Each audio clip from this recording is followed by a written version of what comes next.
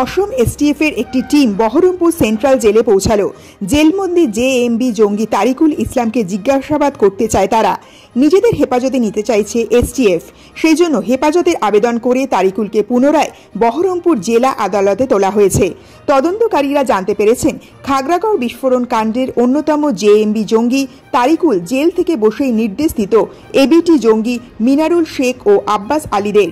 উল্লেখ্য, 2017 সাল নাগাদ নাবালিকা অপহরণের জেরে বহরমপুর কেন্দ্রীয় সংশোধনাগারে বন্দী ছিলেন আব্বাস। সেই সময় তারিকুলের সঙ্গে তার পরিচয় হয়। জেল থেকে ছাড়া পাওয়ার পর বন্দী তারিকুলের সঙ্গে জেলে এসে মাঝে মধ্যেই দেখা করত আব্বাস। তার সঙ্গে জেলে দেখা করতে আসত মিনারুলও।